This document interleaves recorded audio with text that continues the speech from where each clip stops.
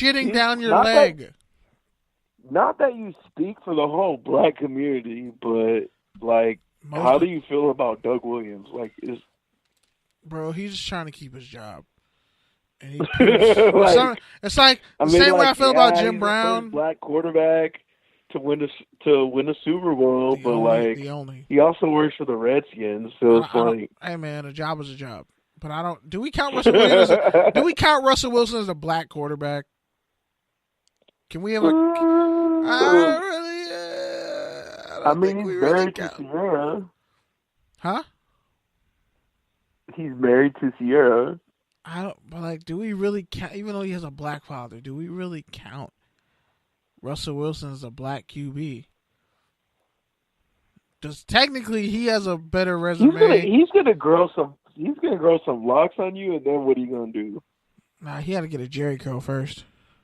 Wear a gold chain of practice every day. Like that's like Beverly Hills Cop. Nah, man, he gonna be looking like he was in Prince's Entourage, but he was the one dude who had the burner on him. The one dude in Prince's Entourage who would shoot you. Dave Chappelle. He's the toughest dude in Prince's Entourage. But yeah, man, Reuben Foster.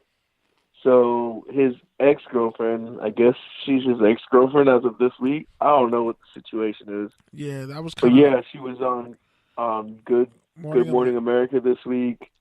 Pretty much saying she lied the first time when she took back her statement. She lied out of love because she thought he would change. Yeah, and pretty much he flew her out there to Florida and the Niners intervened. The whole situation went down. She said the 49ers intervened and tried to kind of sabotage her. The police didn't believe her. Wow. Fam, fix your audio on your end. But I'm good. Can you hear me? Yeah, but it's almost like it's too little, too late in that situation for both of those people. Like the whole she lied thing when it first came out, and he was seemingly vilified, or not vilified, but totally just all right. He's innocent, scot free. But yeah, I would have cut him too, just based off a third arrest. Like, bro, you went through all that and you get arrested again with the same chick. Like, come on. And he already caught a marijuana charge from January. Yeah, at this point, you should just put a red flag on all Alabama middle linebackers. No, all Alabama linebackers until further notice. And by the way, just to kind of delve into the psyche of it a little bit. Rashaan Evans has actually been playing pretty good, though. Yeah. And CJ Mosley. Yeah. Which, those were the two that we were like, they're kind of average. Yeah, but they're better pros. But maybe because they weren't overdrafted and overhyped. I don't know. Facts. But yeah, she also said that she received a concussion from the incident, and she said she's been in therapy since then. So hopefully they both get the help they need, because it's really just an ugly situation all around, especially for two young people like that. I think about the fact that he was the best player in Alabama when he came out. He stayed in the state of Alabama. He could have went to Auburn. He chose to go to Alabama. He had people literally sending him death threats in high school because he went to Alabama instead of Auburn. And he became everything. And he was a middle linebacker being considered as a top 10 pick. And he literally Shout out to Roe McClain. We're not going to talk about that man anymore. He literally became everything he was supposed to be at Alabama. And here you have it again. Including the second coming of Rolando McClain. A zing. I'm petty as fuck today. Bruh. I mean, really. Everybody was like, oh, he's not Rolando McClain. He's not Rolando McClain. Guess what? Similar 40 time. similar weed possession, similar violent issues. Like, yeah, man, Alabama players who go to Alabama. Alabama middle linebackers who were considered the best player on the team as a sophomore, you should be worried. And that's really unfortunate, man, because kid can ball. Foster can play. And he was even Fred Warner was that well this year. But Fred Warner was taking over at middle linebacker, another person that the Raiders passed on. Shout out to Fred Warner out of BYU. Do you think? Keep balling, even though 48's an ugly ass number.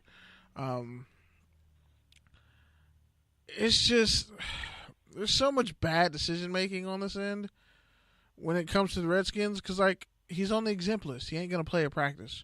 Kareem Hunt on the exempt list ain't gonna play a practice. And his ex-girlfriend said she was shocked that he got signed. And I'm like, are we really shocked that a sport that is built on violence and barbarism on the field, that leads people to having eroding mental conditions, that feeds on people's deepest, darkest insecurities and mental hang-ups, like, let's say, coming from poverty and literally being a dog your whole life, to fighting to get out to playing a certain way, and everyone loving it and not thinking that that switch doesn't flip or that switch isn't maybe broken when they come off the field and interact with people in the real world. I don't understand how we don't realize that football really is a microcosm of the real world. And it's a socially sick sport. It's a socially sick sport. It's a blood sport. Just to take that to the next level, I mean, even the two things we just talked about, between Kareem Hunt and Reuben Foster, it's like you're really seeing how reactionary of a society we are. Like, here we're talking about two people, both with slight histories of violence and issues in the past year. But the biggest difference is not to play, we saw Reuben Foster not to play prison Olympics here, but Reuben Foster is a repeated, legit domestic violence thing that happened in team presence, and Kareem Hunt is a more random act of just pure violence. But the biggest difference is I would say it was caught on tape. Yeah, I would say with Hunt, it was just a young. It was caught on tape. It was a young hothead, because I don't think he's naturally this mean, evil person. He didn't really come off like that in the video. Foster is too. Remember, Foster got kicked out of the combine. Yeah, but no. Foster had red flags dating back to his high school and Alabama days, and just watch some of the hits that he put on Deshaun Watson that were kind of dirty in the national championship games. Those 2 years. But the point that I'm trying to make is, realistically, Kareem Hunt is probably the better player. Kareem Hunt probably has a better reputation, but yet Kareem Hunt isn't signed and Reuben Foster is, and that's really just a big indicator of the fact that there's an actual video that people can see and react to, versus Foster. And the Deadskins really need a linebacker to pair with Zach Brown. They've needed it for a while. And it was kind of the same thing with even Ray Rice and Greg Hardy. Ray Rice's video was bad. There's no way around that for sure. But Greg Hardy threw his chick on shotguns and did real oppressive, violent shit. Bro, repeatedly. He's in MMA right now beating the shit out of people. That is a violent man. And he had issues at the combine too. But yeah, man. Is there anything else you want to say on Reuben Foster? All Alabama linebackers now have this stigma because of guys like him. Yep. Straight up. Hey, man, and I forgot to say it earlier when we were talking about Colt McCoy, but shout out to Alex Smith, man. He pretty much with his surgery, catching an infection, so he's probably going to be out longer than even first anticipated. So hopefully his career can get right and he doesn't get, fuck all that. I just want him the to Charles walk again. Bentley I don't want him to lose. Sharif Floyd or, Oh yeah, we didn't talk about these other cats. Situation. These other cats who've had serious injuries and then horribly misdiagnosed. Malpractice things, and then pretty much their career's over, and they have to deal with some sort of ailment. Like JoJo Vicious got MRSA, Alex Mack, but Charles Bentley's knee looks disgusting outside of. It's bad enough, like your season being. And that's a shitty hospital injury. Too, apparently. Yeah, that's what I'm saying. Shout out to Obi. Bad enough. It's bad enough to have your season end because of injury, but it's even worse to have your career cut short because of you went to a shitty hospital. Oh, and not only that, he could worst case scenario lose his leg because of the infections from the injury. Because he had a hematoma where the bone breaks through the skin. Yeah, that shit's horrible. I'm praying for him. He's a really great guy, and he's done a ton of work in the community everywhere he's been, as far as his community service. Everybody has nothing but great things to say about him, and he really did. He's the reason the Chiefs have Patrick Mahomes, and they're able to do what they do because he really was the bridge for them. He's done enough work in the community for you to overlook the fact that I said he was in the Noodle Arm Club. He enabled Urban Meyer to get this far, and overstayed your boy Colin Kaepernick. But yeah, I'm not gonna blame Utah for that. And furthered on the narrative that Andy Reid chokes in the playoffs. Nah, I'm going to blame.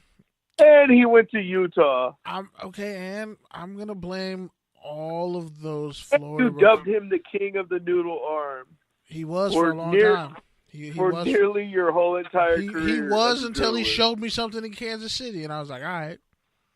No, he always had an arm to get it down there. He just didn't want to do it. It's cool, but But I would say I would blame that entire Florida recruiting class.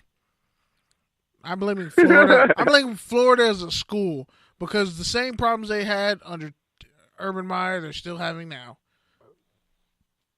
So what changed? Which does that leave us into a perfect play for college football? Does it? And Urban Meyer's big announcement? Urban Meyer decided he's going to retire after the Rose Bowl game against Washington. By the way, Chris Peterson actually really needs to win this game. He has the winningest. He has Jake Browner, the winningest quarterback in school history with all the records, and Myles Gaskin, the all-time leading rusher. Great corners, by the way. Yeah, you kind of need to win this game. Which, by the way, number one, I want to say Ohio State probably low-key forced them out at the beginning of the year. Hey, Herb, we're going to stand behind you through this whole suspension thing and this whole, your assistant coach going off on you thing. Zach Smith, but we really like Ryan Day. Probably step away from the team and, work on your family and maybe go back to college game day for 3 weeks again. But yeah, this is pretty similar to how he left Florida all unexpectedly. He had health issues. It was he doesn't have a cyst in his brain, though. Back. When really cats are hey, Herb, yeah, I got these photos on you, and we need to have a talk. Damn! Herb knows. 30 for 30. That's fucked up. What if I told you there was a head coach who single-handedly redeemed 4 college football programs and also single-handedly took them down? 30 for 30. Herb knows. Bruh. I'm trying to think of something that goes with Meyer. Is it Meyer? No. Meyer's Remorse?